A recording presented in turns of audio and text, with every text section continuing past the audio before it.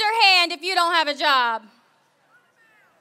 Because I want you to know that our next speaker and myself and everybody that came 22 hours on that Texas bus, we are with you. We support you. No matter what your political party affiliation, no matter your race, you are an American and therefore you are family. In 2009, I met a man.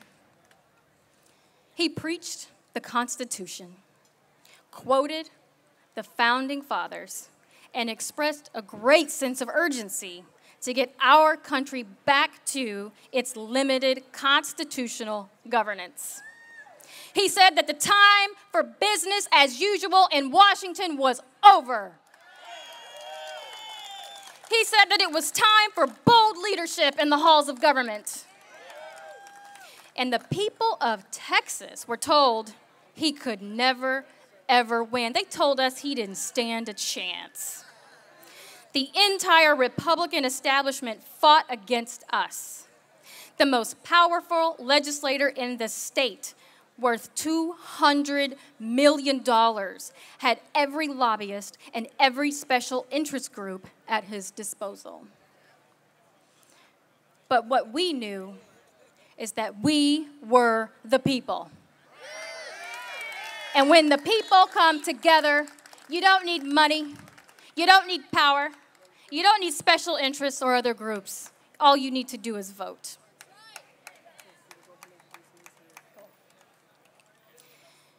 Exactly. So what we're going to do is take the fight to the enemy. We now know who's on our side. Many of them have come out in favor of this. You write their names down and you remember them and you share them with everyone that you know.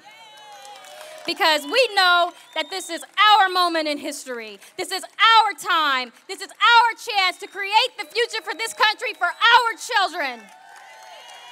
This man is taking the fight to the enemy, and he is representing law-abiding citizens of the United States of America. We will no longer settle for the illusion of freedom. This man has lifted his sword and will lead the cavalry to victory, and I am honored to follow this man. Ladies and gentlemen, the senator from the great state of Texas, Ted Cruz.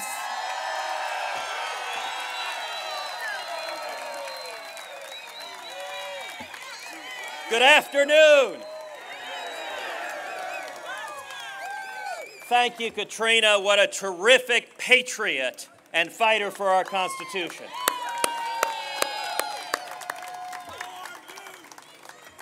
Go, Texas!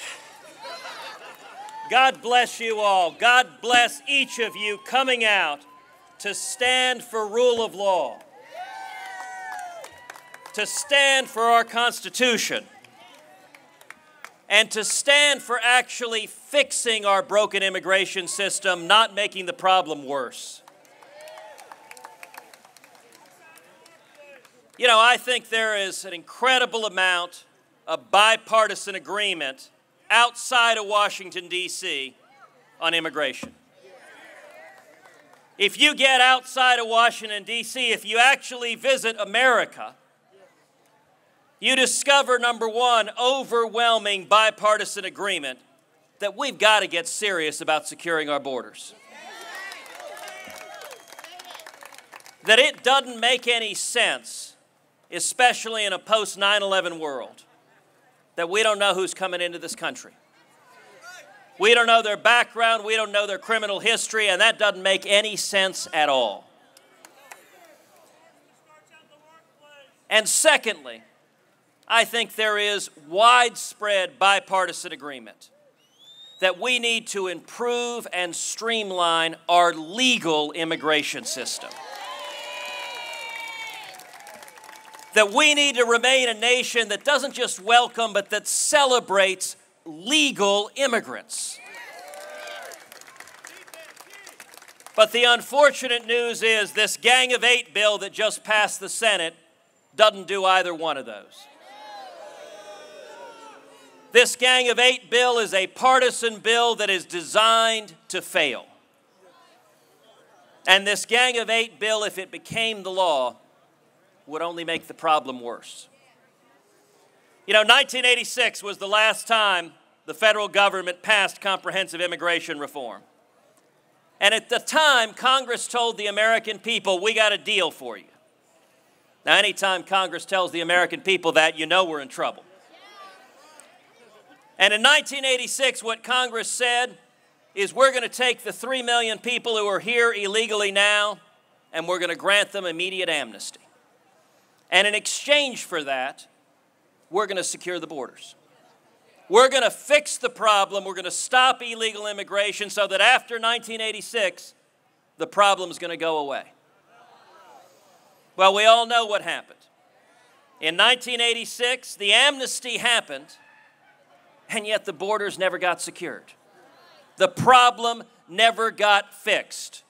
And so now, 3 decades later, we're sitting here with Congress offering the exact same deal.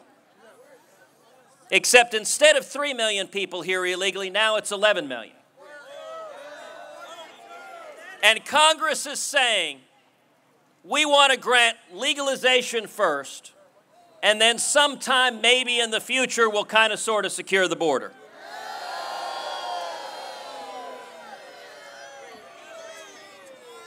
You know, the attitude of Congress reminds me of the old character from Popeye, Wimpy, who says, I'll gladly pay you Tuesday for a hamburger today.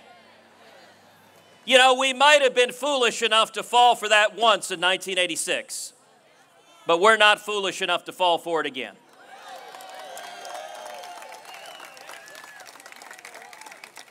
As an initial matter, any immigration reform needs to secure the borders first. It needs to fix the problem. You know, I stood on the floor of the Senate and listened to Democratic Senator Chuck Schumer say that with the passage of this bill,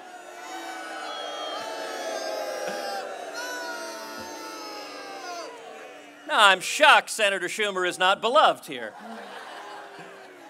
He stood there and said, with the passage of this bill, illegal immigration will be a thing of the past. I have to admit, I could have sworn I saw a couple of the staffers near him take about a step back, worried that lightning was going to come through and hit him as he said that. But you know what? If he's right, then he should be perfectly fine with securing the borders first. If he's right that this will fix the problem, then this will be a very different conversation once the borders are secure and we manage to stop illegal immigration. And I'll tell you, towards that end, we have launched a national petition at securebordersnow.com, securebordersnow.com. Hundreds of thousands all over the country have gone online to securebordersnow.com and sign up and say, no, fix the problem first. Stop kicking the can down the road. And you know, I'll tell you, one of the biggest victims of an approach that continues illegal immigration are the millions of people trapped in this system. You know, when we were debating this bill in the Senate Judiciary Committee, I invited Senator Schumer to come down to my home state of Texas. Come visit the border. I always enjoy people from Manhattan telling me what the border is like.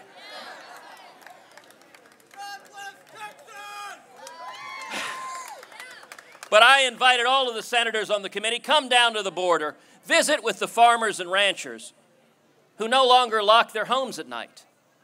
Why? Because every week people are coming illegally across their property, desperate people, people who are starving, people who are dying of thirst, and they'll break in a door trying to live. The farmers and ranchers have learned it's easier to leave your door unlocked and just let them take what they want rather than having to repair the door over and over and over again. You know, I encouraged the senators on the Judiciary Committee to visit and see the bodies of the men and women that are recovered in the desert, as women and children entrust themselves to coyotes and drug dealers who sexually assault them, who abuse them, and who leave them to die in the wilderness. Let me tell you, anyone who supports a system that continues to incentivize illegal immigration is doing the absolute opposite of the humane step.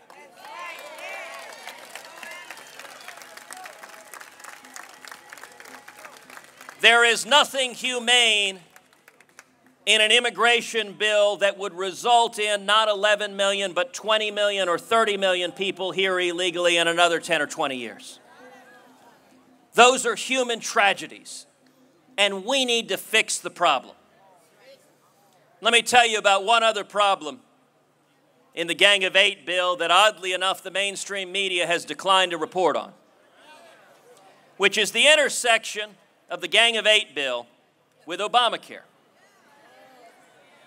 Under Obamacare, if a business hires a U.S. citizen or a legal permanent resident and does not provide that individual with government-sanctioned health care, that business pays a $3,000 IRS fine.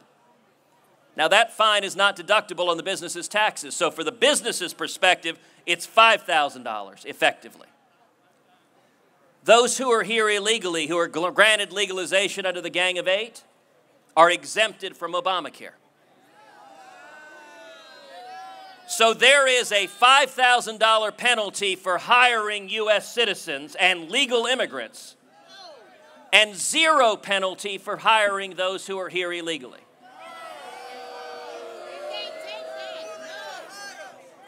Now, I want to talk about a couple of examples of how this will operate in the real world if it becomes the law. Imagine a small business, Joe's Hamburger Shack. 100 employees, it's got 5 locations. Now, let's imagine business is doing pretty well. Joe decides he's going to hire 5 new employees. If he hires 5 U.S. citizens, he'll pay a $5,000 IRS fine for each one of those U.S. citizens. That's $25,000 a year Joe will pay if he decides to hire U.S. citizens. On the other hand, if he hires 5 people who are here illegally who have been legalized under the Gang of Eight, he pays 0. Let me ask a simple question. Who's he going to hire? Let me give another hypothetical. Let's suppose Joe's business is not doing that great. Let's suppose it's hard times. Joe's got to cut back. And he decides that he's going to forcibly reduce the hours of 25 of his employees to 29 hours or less to get under the 30-hour threshold for Obamacare. That's something we're seeing businesses all over the country do, forcibly reducing people's hours to get out from the cost of Obamacare. Now, if Joe reduces the hours of 25 U.S. citizens, or if Joe reduces the hours of 25 legal immigrants, Joe saves $5,000 a year for each one. $125,000 a year. If Joe reduces the hours of 25 people who came here illegally, Joe saves 0. Whose hours is Joe going to reduce? Look, I got to tell you, the idea that Congress would enact a $5,000 IRS penalty on hiring a U.S. citizen or hiring a legal immigrant makes no sense whatsoever.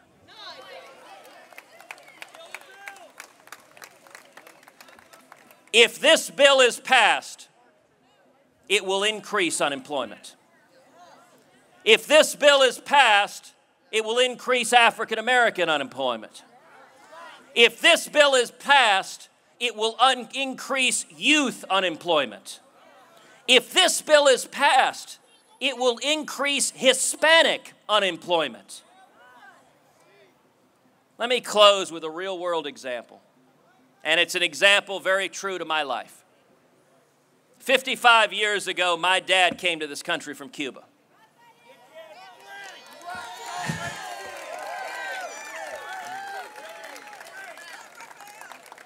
Now, as many of you know, my dad, as a young man, fought in a revolution in Cuba. He was thrown in prison. He was tortured and beaten almost to death.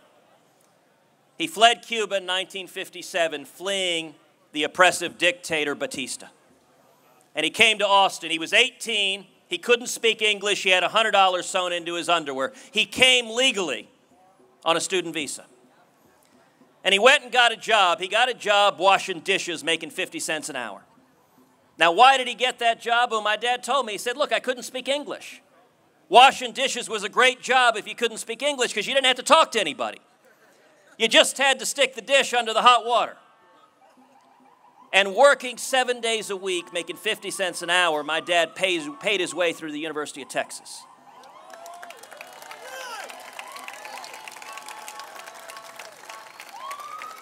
He went on to get a job, to start a small business, to become a U.S. citizen, and to seek the American dream. Look, what I find most incredible about my dad's story is how commonplace it is. Every one of us here has a story just like that in our background. We are the children of those who risked everything for freedom.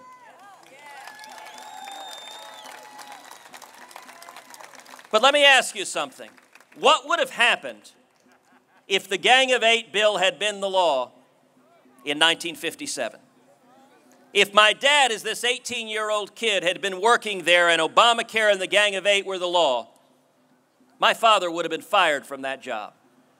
Why? Because the restaurant that hired him would have had to pay a $5,000 IRS penalty for hiring him because he was a legal immigrant who followed the rules. And if they hired someone who came here illegally, they wouldn't pay a penny. That's what this bill would do. And you know what? If he hadn't had that first job washing dishes, he wouldn't have been able to pay his way through UT. If he hadn't graduated from UT, he wouldn't have gotten his next job. He wouldn't have built a business. Every step along the economic ladder towards the American dream, this bill hurts the most those who are struggling to begin climbing the earliest rungs. We need to fix this problem. We need to fix our broken immigration system. We need to secure our borders now. We need to welcome legal immigrants, and we need to uphold the rule of law and the U.S. Constitution. Thank you, and God bless you.